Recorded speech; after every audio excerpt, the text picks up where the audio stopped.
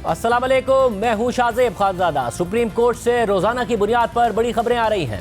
आज भी supreme court के 3 रुकनी बेंच ने एक बड़ा हुक्म जारी कर दिया है। स्टेट बैंक ऑफ पाकिस्तान को हुक्म दे दिया है कि वो पंजाब और खैबर पख्तूनख्वा असेंबली के इंतखाबात के लिए 21 अरब रुपए बराह रास्त इलेक्शन कमीशन को जारी करे।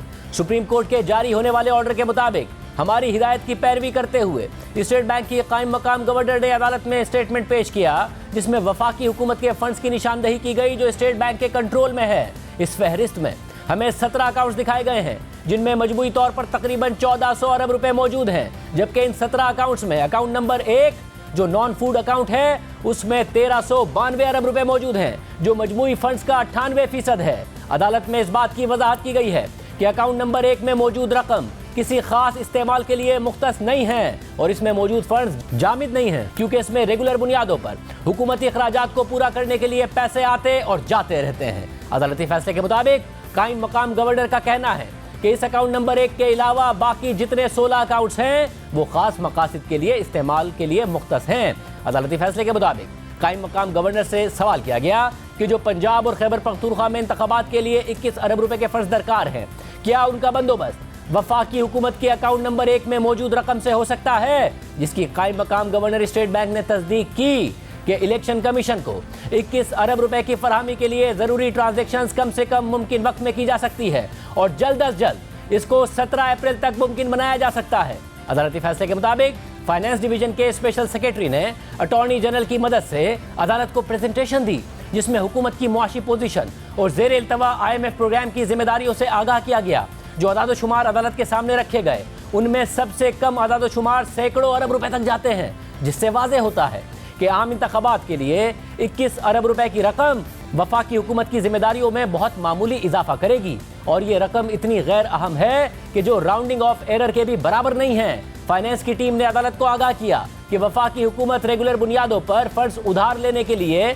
या रेज करने के लिए बॉन्ड मार्केट जाती रहती है और मजमूई तौर पर वो रकम किसी भी माली साल के लिए खरबों रुपए तक जाती है। ये भी कहा गया कि इस हवाले से स्टेट बैंक की तरफ से ट्रेजरी बिल्स भी रेगुलर बुनियादों पर जारी किए गए। इस पहलू से मुतालिक भी अगर 21 अरब रुपए के फंड्स का जायजा लिया जाए तो उसका कोई बायमानी असर नहीं है। फाइनेंस टीम ने इस बात की भी तस्दीक की है कि अगर अदालत इलेक्शन कमीशन के इस्तेमाल के लिए फंड्स जारी करने के अमल से मुताल्लिक कोई फैसला देती है तो उसको जल्द निपटाया जा सकता है और ये काम 17 अप्रैल तक हो सकता है। अदालती फैसले के मुताबिक अदालत के सामने जो तफसीलात रखी गई हैं, इस हवाले से कोई शक नहीं है कि कमीशन की ज़रूरत के मुताबिक उन्हें 21 अरब रुपए की फरहमी फौरी तौर पर और एक दिन की बुनियाद पर हो सकती है। जहां तक पैसों की मुंतकली के मैकेनिज्म का ताल्लुक है तो इलेक्शन कमीशन के सेक्रेटरी ने अदालत को बताया है कि कमीशन के पास जो फंड्स इस्तेमाल के लिए आते हैं वो अकाउंटेंट जनरल पाकिस्तान रेवेन्यूज के पास होते हैं और इस एजेंसी ने इलेक्शन कमीशन के फंड्स के लिए एक ID नंबर मुख्तस किया हुआ है और इस ID नंबर के साथ एक सीलिंग मुंसलिक है जिसका तायुन फाइनेंस डिवीजन करता है। उस सीलिंग के अंदर यानी उस हद के अंदर जो फंड्स मुतालिका ID के लिए मुख्तस हों तो वो रकम बाआसानी से इलेक्शन कमीशन के इस्तेमाल के लिए मौजूद हो सकती है। हुकाम की तरफ से इस बात की तस्दीक की गई है कि अदालती हुक्म पर स्टेट बैंक फाइनेंस डिवीजन के नाम एक पैगाम भेजेगा कि आम इंतखाबात के लिए अकाउंट नंबर 1 से 21 अरब रुपए इलेक्शन कमीशन के लिए मुख्तस हैं और फिर उसी दिन फाइनेंस डिवीजन इस हवाले से मुनासिब पैगाम अकाउंटेंट जनरल पाकिस्तान रेवेन्यूज को भेजेगा और हिदायत करेगा कि 21 अरब रुपए के जरिए इलेक्शन कमीशन को दी गई ID की सीलिंग यानी लिमिट को बढ़ाया जाए और इस तरीके से इलेक्शन कमीशन को फौरी तौर पर उस रकम तक रसाई मिल जाएगी। अदालती फैसले के मुताबिक वजारत खजाना के हुकाम ने अदालत के सामने ये तस्दीक की है कि आर्टिकल 84 के तहत वफाकी हुकूमत के पास पूरा इख्तियार है कि वो फेडरल कंसोलिडेटेड फंड से ऐसे अखराजात की इजाज़त दे जो नई सर्विस से मुताल्लिक हों और वो सालाना बजट स्टेटमेंट में शामिल ना हो और ऐसे अखराजात के लिए वफाकी हुकूमत कौमी असेंबली से एक्स पोस्ट फैक्टो इजाज़त ले सकती है, यानी बाद में इजाज़त ले सकती है। हमारी नज़र में इलेक्शन के लिए फंड्स जारी करने से मुताल्लिक ना तो कोई माली मसला मौजूद है और ना ही इजाज़त के लिए कोई प्रोसीजरल मसला है। इसलिए ये हुक्म दिया जाता है कि स्टेट बैंक के ज़ेरे कंट्रोल जो अकाउंट नंबर 1 है, जिसमें फेडरल कंसोलिडेटेड फंड का सबसे बड़ा हिस्सा मौजूद है, वो इसमें से 21 अरब रुपए इंतखाबात के लिए जारी करे और फौरी तौर पर इस हवाले से फाइनेंस डिवीजन को आगाह करे और फिर फौरी तौर पर finance division accountant general Pakistan revenues को हिदायत करे कि वो इलेक्शन कमीशन से मुताल्लिक सीलिंग की हद को 21 अरब रुपए से बढ़ा दे और ये सब कुछ फौरी तौर पर किया जाए और 17 अप्रैल इस पूरे अमल की आखिरी तारीख होगी। इससे आगे नहीं बढ़ा जाएगा। स्टेट बैंक, वजारत खजाना, AGPR और इलेक्शन कमीशन साथ मिलकर काम करें और पूरी तरह कोऑर्डिनेट करें ताकि तय करदा वक्त में अदालती हिदायत पर अमल हो। अदालती फैसले के मुताबिक 18 अप्रैल तक स्टेट बैंक और वजारत खजाना अपनी पैरवी की रिपोर्ट अदालत में जमा करवाएं। वजारत खजाना की रिपोर्ट में अकाउंटेंट जनरल पाकिस्तान रेवेन्यूज की तस्दीक भी शामिल होनी चाहिए और इलेक्शन कमीशन भी 18 अप्रैल को अपनी रिपोर्ट जमा कराकर तस्दीक करे कि उन्हें 21 अरब रुपए तक रसाई मिल गई है। हम ये भी नोट करते हैं कि इस फैसले को फेडरल कंसोलिडेटेड फंड से अखराजात की इजाजत देने के लिए एक अथॉरिटी के तौर पर देखा जाए और वफाकी हुकूमत इसके बाद कौमी असेंबली से एक्स पोस्ट फैक्टो मंजूरी ले, यानी बाद में मंजूरी ले। आज पंजाब और खैबर पख्तूनख्वा में इंतखाबात के लिए फंड्स के इजरा के मामले पर चीफ जस्टिस की सरबराही में इन चैम्बर समाअत हुई। चीफ जस्टिस की सरबराही में जस्टिस एजाजुल अहसन और जस्टिस मुनीब अख्तर ने समाअत की, जिसके दौरान स्पेशल सेक्रेटरी खजाना और एडिशनल सेक्रेटरी खजाना 3 रुकनी बेंच के सामने पेश हुए। इसके अलावा attorney general, secretary election commission और स्टेट बैंक के हुक्काम भी चैम्बर में पेश हुए। जराये के मुताबिक समाअत के दौरान कायम मकाम गवर्नर स्टेट बैंक के साथ आने वाले दीगर अफसरान को चैम्बर से बाहर भेज दिया गया, जबकि वजारत खजाना के स्पेशल और एडिशनल सेक्रेटरी के अलावा दीगर हुक्काम को भी समाअत के वक्त बाहर भेज दिया गया। अटॉर्नी जनरल, सेक्रेटरी और DG लॉ इलेक्शन कमीशन समाअत में मौजूद रहे। जराये का कहना है कि जजेस ने इलेक्शन के लिए फंड जारी न करने पर बरहमी का इजहार किया और वाज़ेह किया कि अदालती हुक्म पर अमल करना पड़ेगा। जराये के मुताबिक समाअत के दौरान अटॉर्नी जनरल को हुकूमती मौक़िफ़ पेश करने पर सख्त सवालात का सामना करना पड़ा। अटॉर्नी जनरल का कहना था कि वफाकी हुकूमत ने सुप्रीम कोर्ट के 4 अप्रैल के हुक्म पर अमल दरामद कर दिया है। सुप्रीम कोर्ट के हुक्म पर फेडरल कंसोलिडेटेड फंड से रकम के लिए बिल पार्लियामेंट में पेश किया।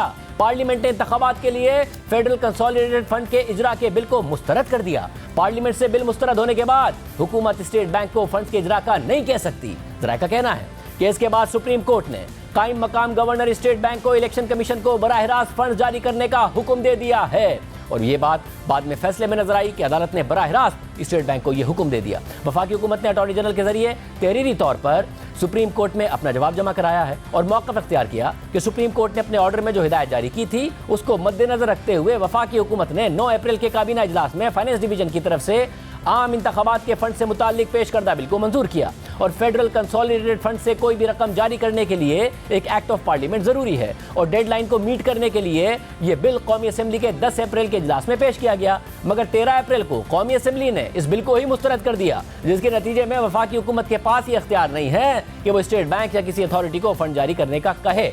अदालती हिदायत के मुताबिक वफाकी हुकूमत ने अपनी कानूनी और आईनी जिम्मेदारी अदा कर दी है। अटॉर्नी जनरल मंसूर उस्मान एवान ने मीडिया से बात करते हुए कहा कि हुकूमत ने अदालती हुक्म की तामील कर ली, बाकी काम तो पार्लियामेंट ने करना है।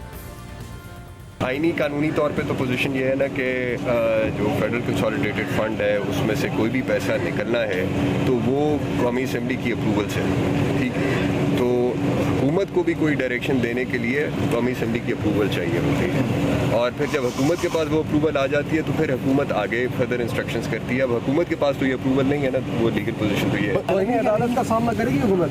तौहीन अदालत किस चीज़ की होनी है? नहीं, फेडरल गवर्नमेंट ने तो कंप्लाई कर दिया ना ऑर्डर, जब फेडरल गवर्नमेंट ने वो कानून ले गई कैबिनेट से अप्रूव करा कर तो ऑर्डर की कंप्लायंस फेडरल गवर्नमेंट ने तो कर दी ना, बाकी तो पार्लियामेंट का है। 4 अप्रैल को सुप्रीम कोर्ट ने पंजाब हुकूमत को भी हुक्म दिया था कि पंजाब की निगरान काबीना और बिलखुसूस चीफ सेक्रेटरी और IG पंजाब 10 अप्रैल तक सिक्योरिटी और इलेक्शन ड्यूटी से मुताल्लिक खातिर ख्वाह अमले का एक ऐसा प्लान इलेक्शन कमीशन को फराहम करें जो इसे काबिल कबूल हो और मजीद ये कि आम इंतखाबात के इनेकाद के लिए अपनी आईनी जिम्मेदारी निभाते हुए हुकूमत पंजाब और तमाम एहलकार मुतहर्रिक तरीके से इलेक्शन कमीशन की मामलत करें। लेकिन ज़राए के मुताबिक इलेक्शन कमीशन ने सुप्रीम कोर्ट को बता दिया है कि 3 लाख सिक्योरिटी एहलकारों की ज़रूरत है और पंजाब हुकूमत सिर्फ 75,000 एहलकार दे सकती है, मगर आज के ऑर्डर में इस हवाले से कोई जिक्र नहीं है, मगर फाइनेंस के हवाले से बराह रास्त बता दिया गया है कि स्टेट बैंक कैसे रकम जारी करेगा। इसी तरह सुप्रीम कोर्ट ने वफाकी हुकूमत को हुक्म दिया था कि वो इंतखाबात के लिए अफवाज, रेंजर्स, FC और दीगर तमाम उन एहलकारों की मौजूदगी को यकीनी बनाए जो बिलवास्ता या बिलावास्ता उसकी कमांड में आते हैं और जिनको इलेक्शन कमीशन को सिक्योरिटी और दीगर मकासद के लिए ज़रूरत है। और इस हवाले से वफाकी हुकूमत 17 अप्रैल तक इलेक्शन कमीशन को अपना प्लान फराहम करे जो इलेक्शन कमीशन के लिए काबिल कबूल हो और अगर इलेक्शन कमीशन की मामलत से मुताल्लिक वफाकी हुकूमत और पंजाब की निगरान हुकूमत ने अदालती हुक्म पर अमल दरामद ना किया तो कमीशन मुनासिब फैसले के लिए अदालत को आगाह करे। लेकिन ये बात अब तक सामने नहीं आई है कि सुप्रीम कोर्ट में वजारत दिफा ने क्या जवाब जमा कराया था। 1 अप्रैल की समाअत में अटॉर्नी जनरल ने इंतखाबात के लिए सिक्योरिटी के मामले पर इन चैम्बर समाअत की इस्तदा की थी, लेकिन चीफ जस्टिस ने इस पर रिमार्क दिए थे कि हमें सील्ड रिपोर्ट्स दे दें, हम पढ़ लेंगे। हम सिर्फ फौज की बात नहीं कर रहे हैं, मुसल्लह अफवाज में एयरफोर्स और नेवी भी शामिल है। अगर हमारी फौज हसास जगहों पर तैनात है तो हमें इन दो अफवाज के बारे में भी बताया जाए। अगर पाक आर्मी की नफरी मसरूफ है तो दीगर सर्विसेज से एहलकार लिए जा सकते हैं। इलेक्शन में ड्यूटी के लिए जंगजू फौजी नहीं चाहिए। फौज में हर यूनिट या शोबा जंग के लिए नहीं होता। रिटायर्ड आर्मी जवान भी सिक्योरिटी दे सकते हैं, पैरामिलिट्री फोर्सेस भी सिक्योरिटी दे सकती हैं जो वजारत दाखिला के मातहत है। वैसे बता दें कि इलेक्शन के लिए कितनी सिक्योरिटी चाहिए। जो कुछ हसास चीजें हैं उनको इन चैम्बर सुन लेंगे। उसी समात में चीफ जस्टिस ने सेक्रेटरी दिफा lieutenant general retired Hamood Rahman से सवाल किया था कि क्या आपके पास रिटायर्ड जवान बुलाने का कोई तरीकाकार है, तो सेक्रेटरी दिफा ने जवाब दिया कि रिटायर्ड आर्मी जवान रिजर्व फोर्स होते हैं जिन्हें मखसूस हालात में बुलाया जाता है। रिजर्व फोर्स की तलबी के लिए वक्त दरकार होता है। रिजर्व फोर्स की तरबियत भी की जाती है। चीफ जस्टिस ने रिमार्क्स दिए कि इलेक्शन कल नहीं होने, पूरा शेड्यूल आएगा, हमें सील्ड फाइलें दे दें, हम जायजा लेकर वापस कर देंगे। आप चंद घंटों बाद या कल सुबह तक रिपोर्ट दे दें। सेक्रेटरी दिफा को अगली समात पर आने की जरूरत नहीं। कोई सवालात हमारे जहन में आए तो खुली अदालत में पूछ लेंगे, लेकिन इसके बाद केस की कोई समाप्ति नहीं हुई और 3 रुकनी बेंच ने फैसला सुना दिया था। एक तरफ आज अदालत में अहम समात हुई है और दूसरी तरफ पार्लियामेंट में भी सियासी गहमागहमी रही। सुप्रीम कोर्ट में समात के बाद वजीर आजम शहबाज शरीफ की ज़ेर सदारत इत्तेहादी जमातों की पार्लिमानी रहनुमाओं का इजलास हुआ, जिसमें कौमी असम्बली का हंगामी इजलास बुलाने का फैसला किया गया और फिर स्पीकर राजा परवेज अशरफ ने शाम 5 बजे इजलास तलब भी कर लिया, जिसके बाद कौमी असम्बली ने सुप्रीम कोर्ट के 8 रुकनी बेंच के हुक्मनामे के खिलाफ मजम्मती करारदाद मंजूर कर ली और 8 रुकनी बेंच का हुक्मनामा आइन और कानून से मुतसादिम करार देकर उसको मुस्तरद कर दिया। इसके अलावा कौमी असम्बली ने डैम फंड की रकम कौमी खजाने में जमा कराने की करारदाद भी मंजूर कर ली है। जियो न्यूज के मुताबिक कौमी असम्बली ने खुद नोटिस के इख्तियारात में मजीद तरमीम का बिल मंजूर कर लिया है। बिल के मुताबिक आर्टिकल 184(3) के तहत फैसलों और अहकामात पर नजरसानी की दरख्वास्तों पर फैसला देने वाले बेंच से बड़ा बेंच तश्कील दिया जाए। नजरसानी की दरख्वास्त देने वाले को अपनी मर्जी के वकील की खिदमत हासिल करने का इख्तियार दिया जाए। बिल के मुताबिक फैसला या ऑर्डर जारी होने के 2 माह के अंदर नजरसानी की दरख्वास्त की जा सकेगी। कानून की मंजूरी से पहले 184(3) के आने वाले फैसलों और अहकामात पर भी इतलाक होगा। पुराने फैसलों पर नजरसानी की दरख्वास्तें कानून के इतलाक के 30 दिन के अंदर दायर की जा सकेंगी। कौमी असम्बली के इजलास से पहले मुल्क की सिक्योरिटी की सूरत हाल पर कौमी असम्बली का एक इन कैमरा इजलास हुआ,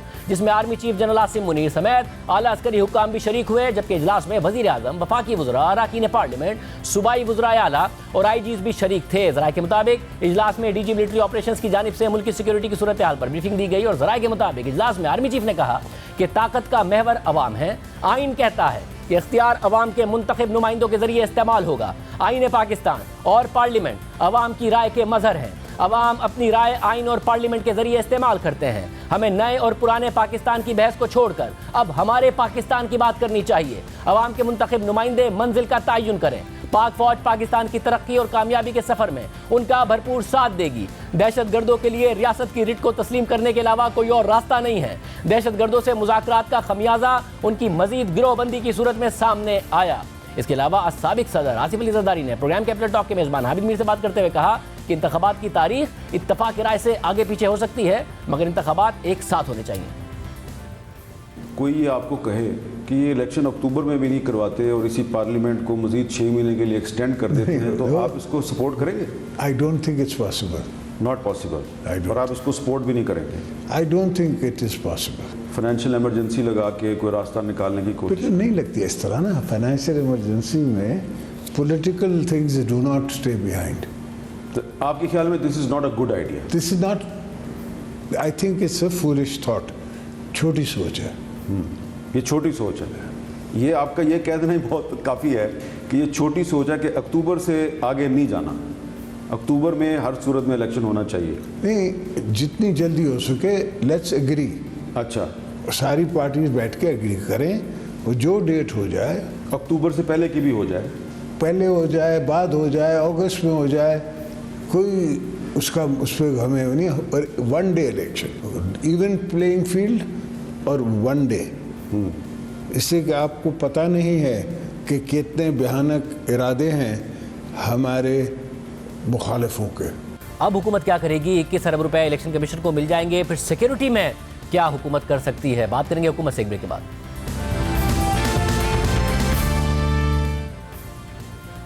एक तरफ सुप्रीम कोर्ट के जजेस में मुसलसल इख्तिलाफात की खबरें सामने आ रही हैं, तो दूसरी तरफ जजेस के खिलाफ मुसलसल रेफरेंसेस दायर हो रहे हैं और ये तमाम रेफरेंसेस आम शहरियों और बास की तरफ से दायर किए गए हैं।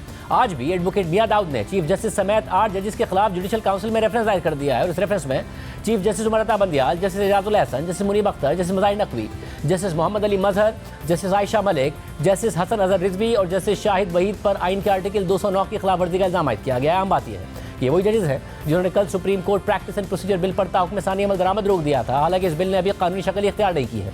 इसके अलावा जस्टिस मज़ाहिर अली अकबर नकवी के खिलाफ सुप्रीम जुडिशल काउंसिल में पहले से रेफरेंसेस मौजूद हैं और पाकिस्तान बार काउंसिल के रेफरेंस के बाद तो चीफ जस्टिस वाजे कर चुके हैं कि उन्होंने 2 सूबों में इलेक्शन से मुतालिक बेंच में जस्टिस मज़ाहिर नकवी को शामिल करके खामोश पैगाम दिया था और यह भी कहा था कि मेरे जजेस के बारे में बात करेंगे तो फिर मेरा सामना करना पड़ेगा। उसके बाद उन्होंने जस्टिस मज़ाहिर नकवी को दीगर बेंचेस में भी शामिल किया, 8 रुकनी बेंच में भी शामिल किया। इसके अलावा गुजरावाला बार की तरफ से जस्टिस काजी फाइजा के खिलाफ भी रेफरेंस दायर किया जा चुका है। इसके अलावा सियासी तफरीक के साथ साथ अदालती तफरीक भी बढ़ रही है। कल पूरा दिन सोशल मीडिया पर ये अफवाहें और खबरें चलती रही कि सुप्रीम कोर्ट के कुछ जजेस का आपस में झगड़ा हुआ है, शदीद तल्ख कलामी हुई है। फिर ये बात आई कि शायद झगड़ा फिजिकल हो गया है। इस बारे में आज सुप्रीम कोर्ट ने वज़ाहत जारी कर दी है और इन खबरों को गलत और झूठ करार दिया है। सुप्रीम कोर्ट के एलामे के मुताबिक गुज़िश्ता शाम को जजिस कॉलोनी के पार्क में वॉक के दौरान जजिस के दरमियान मुबैना झगड़े और हाथापाई की खबरें सरासर झूठ हैं। ये रिपोर्ट मुख्तलिफ सोशल मीडिया प्लेटफॉर्म्स पर सामने लाई गई, जिसकी सख्ती से तर्दीद की जाती है। ये झूठ, शरारत और बदनीयती पर मबनी है। ऐसा कोई वाक़या पेश ही नहीं आया था। सुप्रीम कोर्ट के जजिस के खिलाफ जाली खबरें कानून की संगीन खिलाफ वर्जी है और ये कुछ अनासिर की जानिब से सुप्रीम कोर्ट और जजेस के वक़ार को मुतासर करने की कोशिश को जाहिर करती है। अब आम बात यह है कि सुप्रीम कोर्ट ने एक वाक़े की तो तरदीद की है कि जजेस कॉलोनी के पार्क में ऐसा कोई वाक़या पेश नहीं आया था, मगर जजेस के दरमियान तल्ख कलामी और कल के वाक़यात पर सीनियर सहाफ़ी क़य्यूम सिद्दीकी और हसनात मलिक ने हमारे प्रोग्राम में गुफ्तगू की थी और सहाफ़ी असद तूर ने अपने वीलॉग में दावा किया है कि गुज़िश्ता रोज़ जुडिशल कमीशन ऑफ पाकिस्तान के इजलास के बाद चीफ जस्टिस ने जस्टिस काजी फाइद ईसा, जस्टिस सरदार तारिक मसूद और जस्टिस मंसूर अली शाह को अपने चैम्बर में आने की दावत दी। जस्टिस एजाजुल हसन पहले से ही चीफ जस्टिस के चैम्बर में मौजूद थे। फिर चैम्बर में बातचीत के दौरान तलखी शुरू हो गई, जजेस के दरमियान सख्त जुमलों का तबादला हुआ और जजेस की आवाज़ें चैम्बर से बाहर सुप्रीम कोर्ट की इमारत में गूंजने लगी थी। आज सुप्रीम कोर्ट ने एक वाक़े की तरदीद की है, लेकिन चीफ जस्टिस के चैम्बर में होने वाली मीटिंग के बारे में कोई वजाहत नहीं आई है। मुसलसल सुप्रीम कोर्ट को कवर करने वाले सहाफ़ी जजेस के दरमियान इख्तिलाफात के कम होने के बजाय बढ़ने की खबरें दे रहे हैं, जिसके नताइज बेंचेस की तश्कील में भी मुसलसल ही नजर आ रहे हैं। आज के अदालती फैसले के बाद अब हुकूमती हिकमत अमली क्या होगी, इलेक्शन की तरफ हुकूमत कैसे बढ़ेगी, किस अरब रुपये जारी हो जाएंगे, तो क्या हुकूमत अब सिक्योरिटी भी अदालती हुक्म के मुताबिक फराहम कर देगी या उसमें रुकावटें डालेगी, बात करेंगे वज़ीर दाखिला राना सनाउल्लाह साहब से एक ब्रेक के बाद।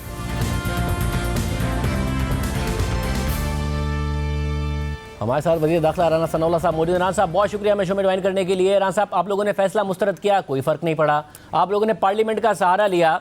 आज 3 रुकनी बेंच ने बाकायदा तौर पर स्टेट बैंक को कहा, मिनिस्ट्री ऑफ फाइनेंस को हिदायत कर दी है, पार्लियामेंट दरमियान से निकल गई, काबीना दरमियान से निकल गई, आपके हाथ में कुछ नहीं रहा। 17 अप्रैल तक फंड्स की डिस्बर्समेंट हो जानी है। तो फिर इसका आप क्या नतीजा देख रहे हैं कि इसका जो हासिल मकसद तो 2 असम्बलियों का पहले था, अब 1 असम्बली रह गया सिर्फ पंजाब, उसका 14 मई को इलेक्शन है।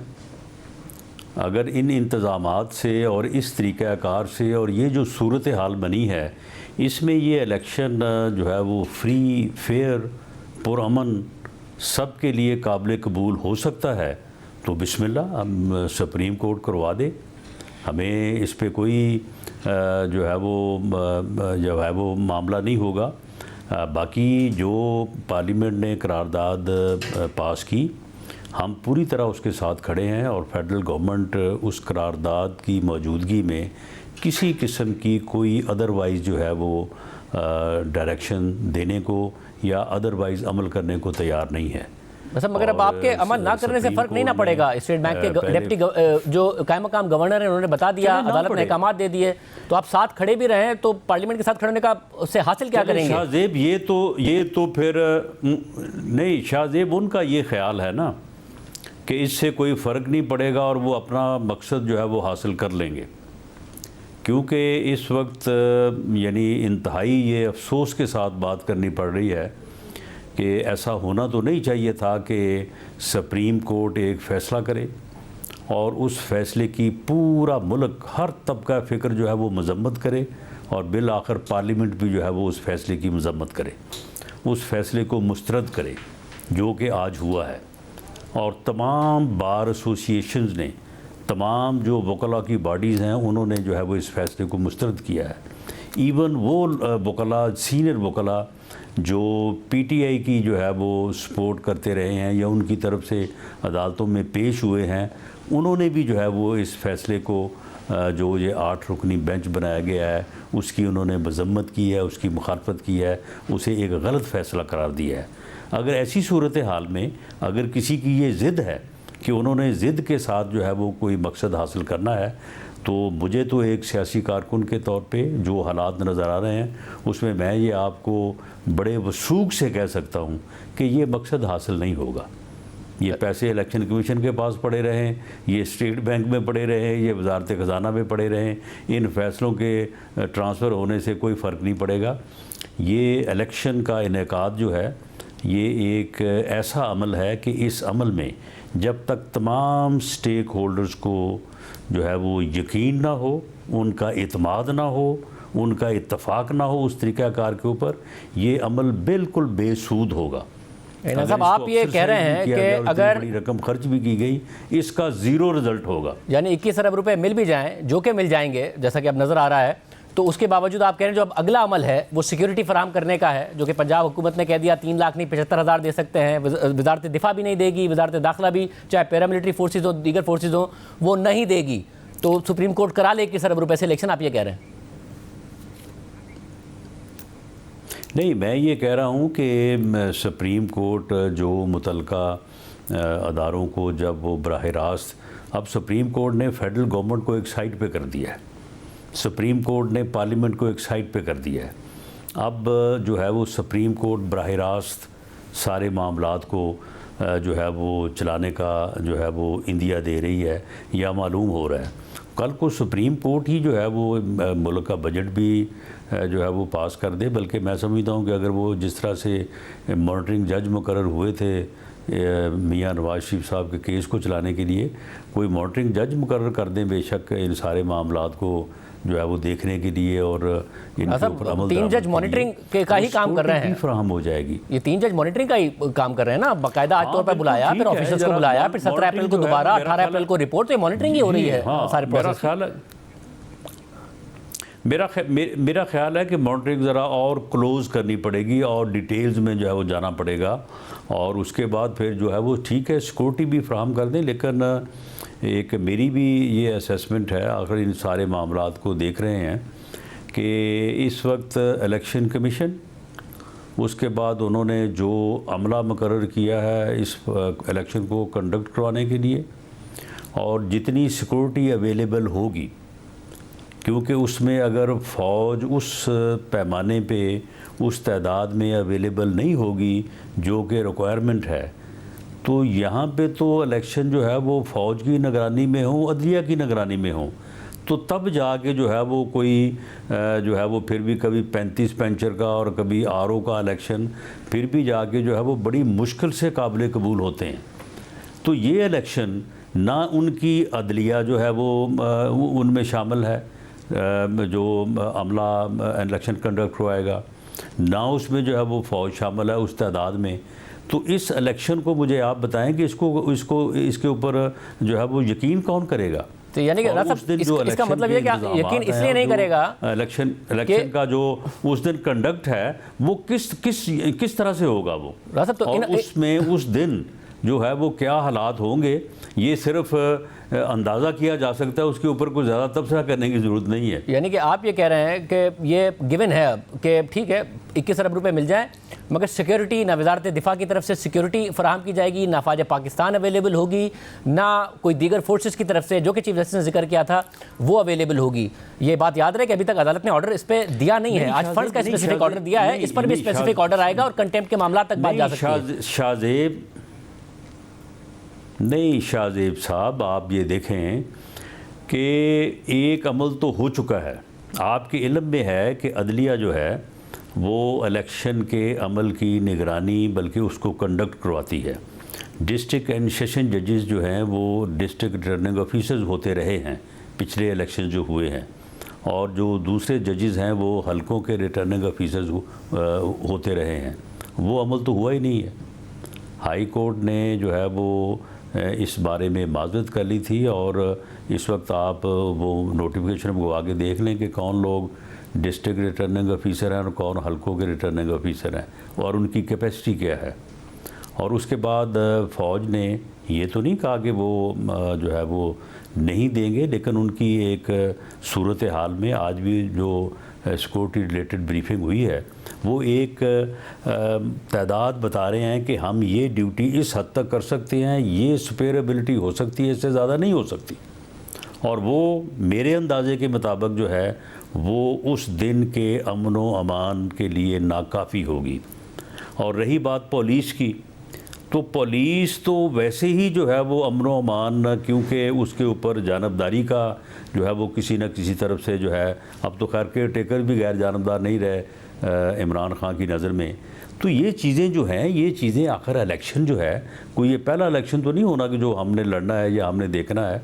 इससे पहले जो है वो दर्जनों इलेक्शन जो है वो लड़ चुके हैं, देख चुके हैं। हमें अंदाज़ा है कि इलेक्शन जो है उसके लिए किस किस्म के इंतज़ामात और स्टेक होल्डर्स की किस किस्म की कमिटमेंट और किस किस्म का एतमाद जो है वो यानी ज़रूरी आज के है। इजलास में आप कह रहे हैं कि चीज़ें जो हैं ये नहीं होंगी तो ये तो उस दिन एक जो है ना वो फिर एक और ही कुछ करवाने का जो है वो सिलसिला हो जाएगा। सब यानी आज के इजलास में अस्करी की क़यादत ने बताया है कि जो तादाद आप कह रहे हैं कि इलेक्शन के लिए चाहिए उतनी तादाद में नहीं दे सकते हैं, ज़रूर दे सकते हैं अमला, मगर उतनी तादाद में नहीं दे सकते हैं जितना इलेक्शन के लिए चाहिए।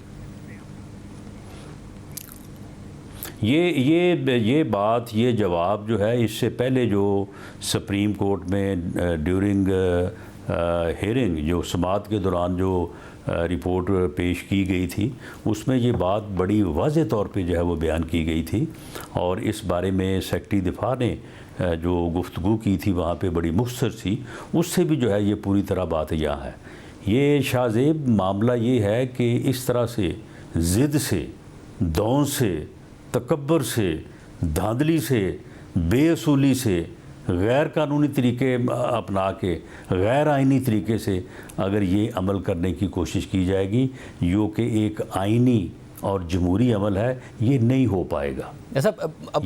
आइनी और जमहूरी अमल में रुकावटें डाली जा रही हैं, उस पर सुप्रीम कोर्ट कुछ कर रही है, जिस पर एतराज़ उठाया गया। ये बात कोई इतनी ज़्यादा कोई रॉकेट साइंस नहीं है, ये आम आदमी की समझ में आने वाली बात है। मगर ये नहीं हो सकता। वज़ीर दिफा ने रिपोर्ट दी, मुमकिन नहीं है।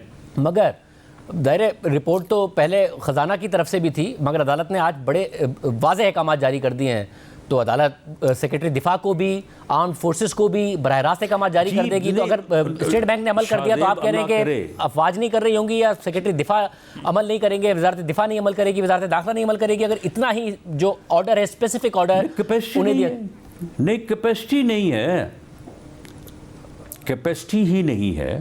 तो राना साहब कैपेसिटी तो फिर बाद में भी नहीं होगी। ये काम करके आप राह हमवार कर रहे हैं एक प्रोलॉन्ग्ड केयर टेकर सेटअप की। अगस्त के बाद आप भी बाहर होंगे, इमरान खान साहब भी बाहर होंगे, और फिर दोनों बाहर मिलके क्या ये जद्दोजहद कर रहे होंगे कि इलेक्शन हो जाए? क्योंकि आप ये तो आप राह हमवार कर रहे हैं कि कैपेसिटी नहीं है, फिर अक्टूबर में भी नहीं इलेक्शन हो रहे होंगे।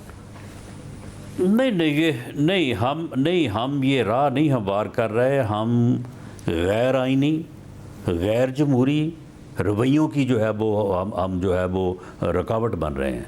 हम ऐसे गैर जमहूरी रवैयों को, ऐसे गैर आइनी रवैयों को, ख़्वाह वो सियासत में हो, अदालत में हो, पार्लियामेंट में हो, किसी जगह भी हो, हम उनको उनकी जो है वो निशानदेही कर रहे हैं। बात यह है कि अगर ये सिर्फ इस तरह से हो सकता हो कि जी अदलिया ने या चीफ जस्टिस साहब ने कहा तो ये उन्होंने कुन कह दिया और हो गया, तो फिर ये बादशाह डैम जो है वो बन जाना था। और बादशाह डैम अब तक जो है वो बना होता और हमारे ये सारे लोड शेडिंग के और बिजली के मामला जो है वो हल हो चुके होते। ये आपको पता है ना कि एक चीफ जस्टिस साहब जो हैं वो डैम बनाने निकले थे और उन्होंने कहा था कि क्योंकि मैं हर चीज़ जो है वो मेरे इख्तियार में है तो मैं ये सारा कुछ कर गुजरूँगा। मामला ये है कि हर चीज़ जो है उसकी जो अदालत पर सवाल उठते हैं वो अपनी जगह पर उठते हैं। एक चीफ जस्टिस डैम बनाने निकले थे, एक नस्ला टावर गिराने निकले थे।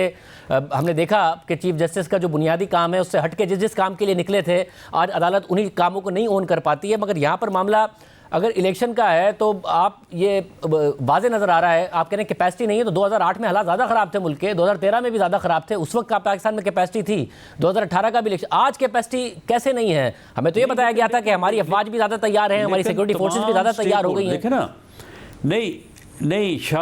नहीं शाहजेब, इलेक्शन जो है, इलेक्शन में सबसे पहले और ज़रूरी फरीक तो पॉलिटिकल पार्टीज़ हैं। पॉलिटिकल पार्टीज़ के दरमियान इलेक्शन के तरीक़ाकार पर, इलेक्शन के इनेकाद के ऊपर, इलेक्शन से मुतल्लिक़ा मामलात के ऊपर कंसेंसस होना चाहिए।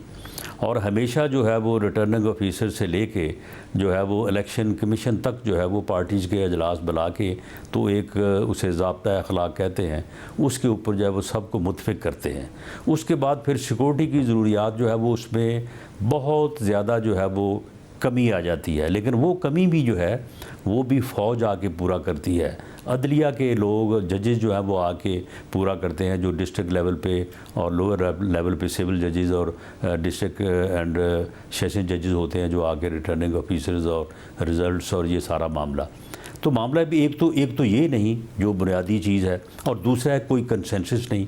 तो जब ये चीज़ें नापैद होंगी तो एक सियासी कारकुन के तौर पे मुझे ये बिलीव करने, ये यकीन करने पे कोई जो है वो मुझे कोई शक शुबा नज़र नहीं आता कि ये उस दिन जो है उस दिन इस मुल्क में नाउज़ बिल्ला कोई फसाद तो जो है ना, जो किसी फितने का जो अगर ख्वाब है और वो इसी मकसद के लिए जदोजहद कर रहा था, तो मैं समझता हूँ कि 14 मई को वो पूरा हो जाएगा। मगर राना साहब अब मसला ये है कि देखिए अगर सियासी जमातों को कंसेंसस लाजमी है तो आसिफ जरदारी साहब ने, तो ये मेरा ख्याल है कि फिर ये उसका जो है ना ये अपना जो घटिया और मुल्क दुश्मन ख्वाब है ये शर्मिंदा ताबीर होगा, उसके अलावा तो फिर और कुछ नहीं। मगर सियासी जमातों के कंसेंसस की बात है तो आसिफ जरदारी साहब ने तो कहा ना कि आगे पीछे हो सकता है मामला, साथ बैठे हैं। अगस्त में उन्होंने 3 रुकनी कमेटी भी बना दी है, कमरुज़्ज़मा कायरा, यूसुफ गिलानी और नवीद कमर साहब की।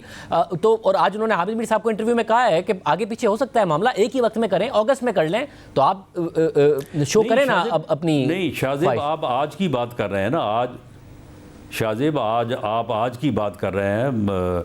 आसिफ जरदारी साहब ने यकीनन ये बात की है, लेकिन ये बात करने के लिए तो तमाम सियासी जमातें जो हैं वो 6 दिन हाथ बांध के खड़ी रही हैं उस 3 रुकनी बेंच के सामने कि जी हम ज़रूरी फरीक हैं इस मामले में, तो हमें सुन लिया, जो सुना किसी ने नहीं है।